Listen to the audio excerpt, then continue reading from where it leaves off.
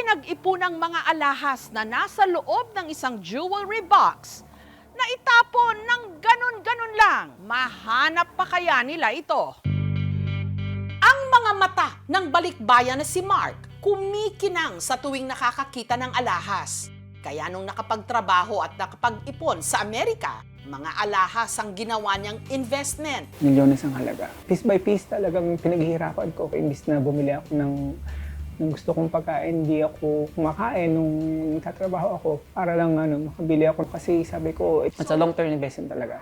Pero ang mga ningning sa kanyang mata, inanod ng luha. Ang kanya kasing inipong alahas, sa loob ng 2 dekada, aksidenteng naitapon. Sabi ko, yung mga alas po nandun sa basurahan.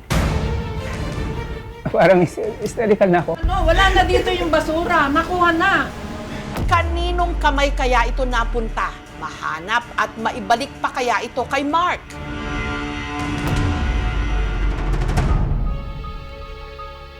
Hapon nitong May 11, nagkayayaan daw ang pamilya ni Mark na kumain sa labas bilang advanced Mother's Day celebration. Bago kami umalis, chinik ko yung bag ko and then nakita ko yung jewelry box ko nandun sa bag. Mayroon siyang mga malalaking singsing. Usually mga 24 karat ang nandoon hanggang 18 karat. Meron siyang mga singsing na malilit. May mga precious stones din siya. Sa kabilang side naman meron siyang bracelet doon na mayroong mga diamonds. Nandun din daw ang marquee cut na diamond engagement ring ni Mark na regalo sa kanya ng partner niyang si Liam. Mga almost 2 years ko siyang pinag-ipunan. Gusto kong maibigay sa kanya yung the best.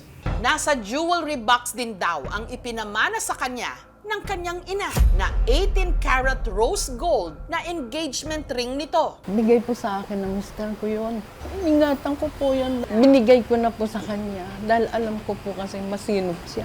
Kaya bago sila umalis nung araw na yon, isinicure daw muna ni Mark ang kanyang jewelry box. Sometimes nga nagtatago ako sa may unan para yung mga hindi mo talaga in-expect na taguan talaga. At para hindi raw pagdudahang importante ang laman, sakaling siya'y looban, ang kanyang pinagtaguan, basurahan. Ito yung trash bin na pinaglagyan ko. Ang ginawa ko, tinanggal ko ito, and then dito ko nilagay yung alahas sa loob. Tapos binalik ko itong plastic and then nilagay ko ito dito. Fast forward, hapon nitong May 13.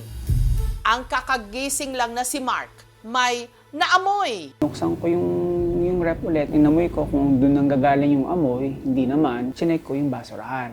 Dito na raw muntik humiwalay ang kanyang kaluluwa nung may bigla siyang naalala. Ang kanyang mga alahas, wala na sa loob ng basurahan. Sabi ko, yung mga alas po nandun sa basurahan.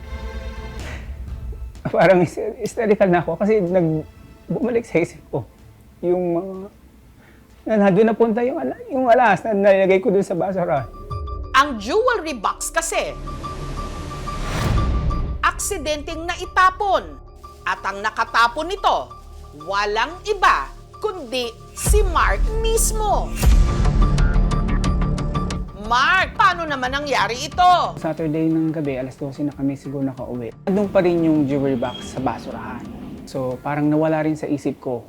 Umaga nitong May 13, schedule ng pick-up ng basura sa kanilang lugar. Napagkakita ko nung basurahan, tinanggal ko yung takip, tinanong ko yung trash bin, napasama dun yung buong jewelry box dun sa loob na hindi ko talaga naalala na nandoon. Antok na, pagod na. Sa isip ko gusto ko talaga na makatulong.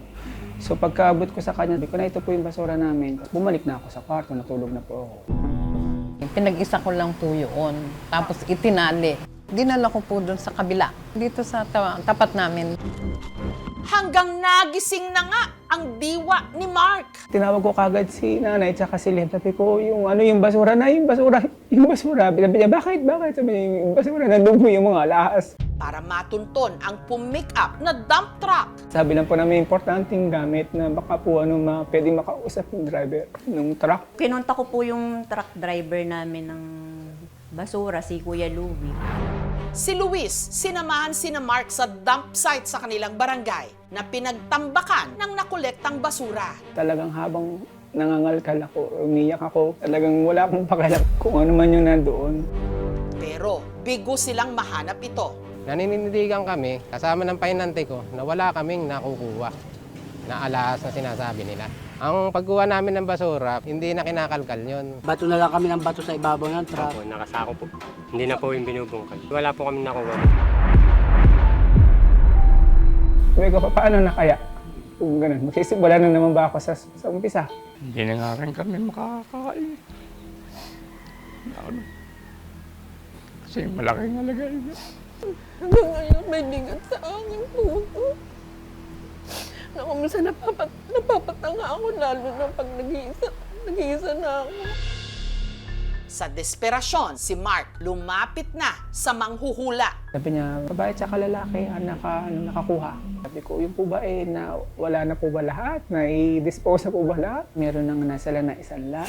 Ang kanyang next step, magtanong sa pawn shop o sanlaan sa lugar. Ang sabi nung sa tabi, ay kailangan po ng ganito, ng police report, kailangan po ng ganito bago kami mag-disclose sa inyo ng information. Pero bago pa man tuluyang mawalan ng pag-asa si Mark, ang driver ng backhoe sa dump site na si Bert, merong isiniwalat. Tumatingin mga nasa 8 or 9 yung truck ng Tatala, yung barangay Tatala.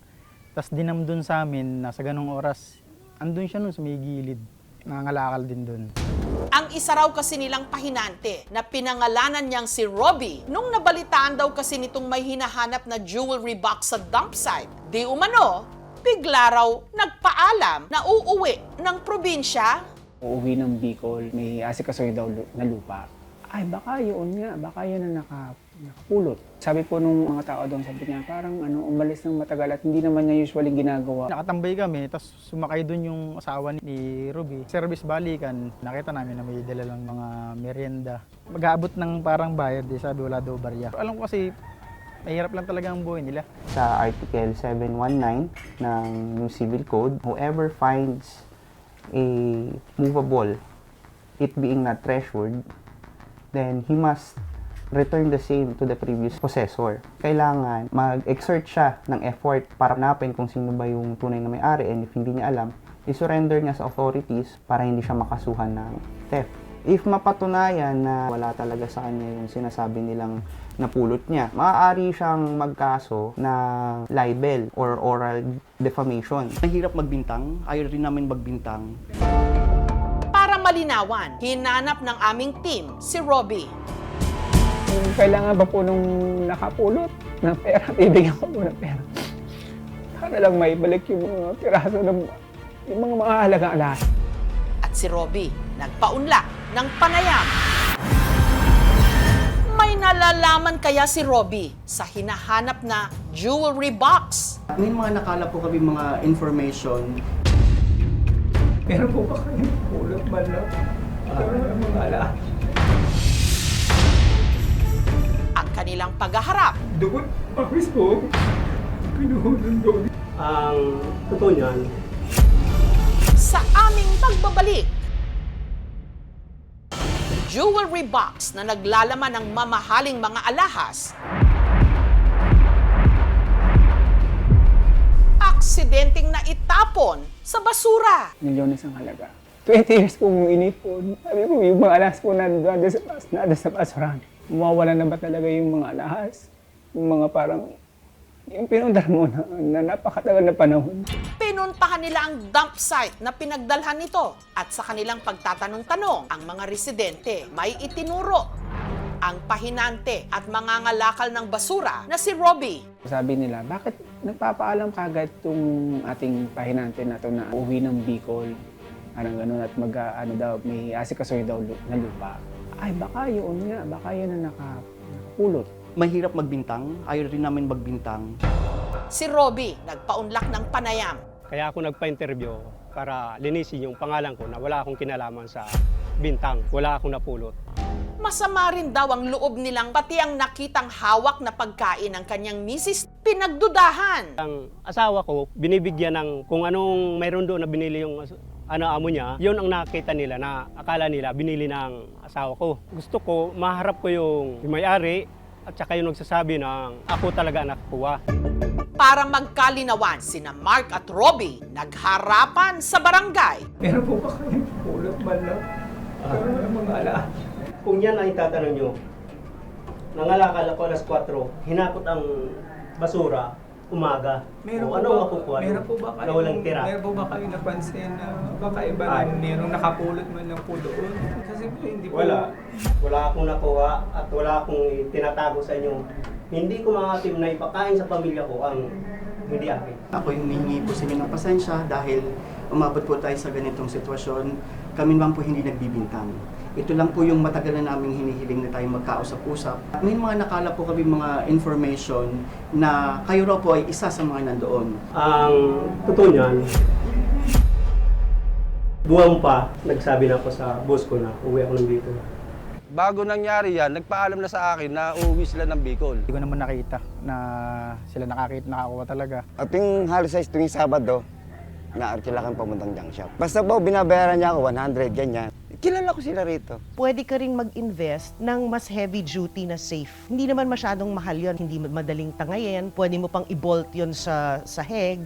Sisi po sa nangyari kasi hindi ko nang po mawari talaga kung paano na-blank ko yung isip ko na hindi ko na malay na nandun talaga. Hindi ko talaga po sinasadya. Finders keepers, losers sweepers. Kasabihan sa Ingles. Pero wag naman po sana. Kung may nakitang bagay na hindi naman atin, huwag pag-interesan. Ibalik sa may-ari. Ating patunayan na ano paman, mahalaga ang katapatan. Honesty will always be the best policy. Sa nakapulot ng alahas ng aking anak, nakikiusap po kami sa inyo. Pinaghirapan po ng anak ko yun ng ilang taon. Ibalik niyo na lang po. Nananawagan po ako kung sino man po ang nakapulot po ng mga alahas. Hindi po sinasadyang naitapon sa basurahan. Kung maaari po, sana maibalik niyo po. 20 taon ko pong pinaghirapang ipunin. At kung sino man po makapagpabalik, kami na po bahala magbigay ng pabuya.